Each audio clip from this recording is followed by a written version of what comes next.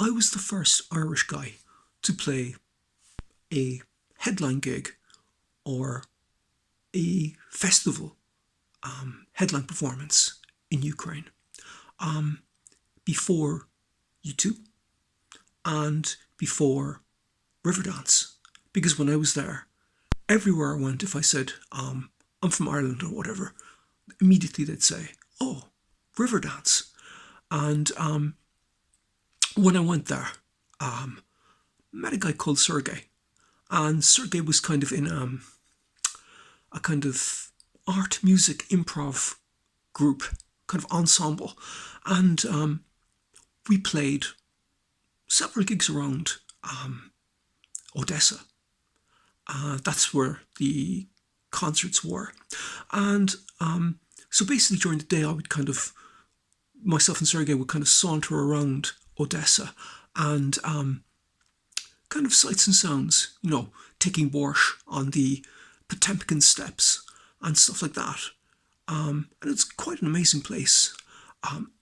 Loads of Russians on holidays, spending money, getting on very well, no trouble whatsoever. But, really, really congenial atmosphere, fantastic. So something amusing. On all of the posters and flyers, it was Mark O'Leary, obviously in kind of Cyrillic or Ukrainian, from Dublin. And that's fine. I love Dublin, no problem. But one of the people from the festival said, in real Neil Tobin fashion, did you tell them you're from Cork, kind of thing? And I said, oh yeah. And I'm actually on an album with Sergey's troupe, shall I say. So that's out there as well. The festival performance was actually in the Odessa Philharmonic Hall.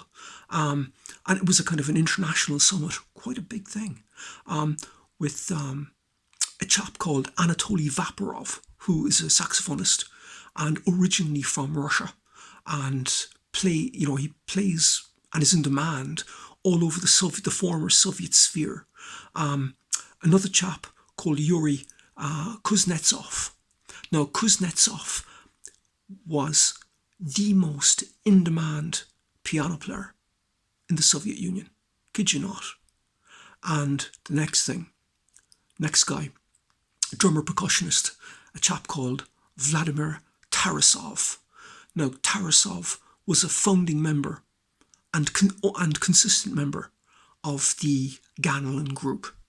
So, the Ganelin Group were the premier jazz outfit in the Soviet Union. They were the number one.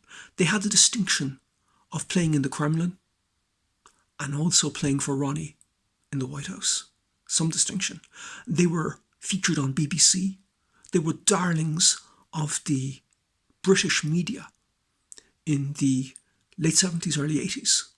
And not only did I play with Tarasov, who is the drummer from the inception of the Ganelin Group, I also played with Slava Ganelin, the leader of the group, played with him. Tarasov was an interesting guy. Odessa has the second oldest yacht club in the world, after the Royal Cork Yacht Club. And we walked along the Promenade, myself and Tarasov, chatting away. And then we walked back. And Tarasov, it was an amazing moment. Tarasov turned to walk again. And he said, Mark, leave me. Leave me to my memories. It was one of the greatest things ever. The concert was something else. Absolutely something else. Premier performance. And again, featured on the poster in my name in Cyrillic and stuff like that. And it was quite an amazing thing, actually. I mean, it was featured in the press in Kiev and everything. Quite an international summit, because Tarasov was Lithuanian, Kuznetsov was Ukrainian, and Vapirov was actually Bulgarian, but he's from Russia originally. But the main man in town while I was there was Armand Asante, He was in a kind of a movie that I can't quite remember the name of it, but it was like a big thing in Odessa, and so he had an entourage around him, and like there was like throngs of people trying to get his autograph and shake his hand and stuff like that. But it really was absolutely fantastic thing, and actually quite an important, because as I said, everywhere I went, it was like Riverdance, but they didn't play there for several years after me. And also U2 didn't play there till a couple of years after me also. Rory Gallagher never played in Ukraine. So guess what? Yours truly was the first. Thank you very much for listening.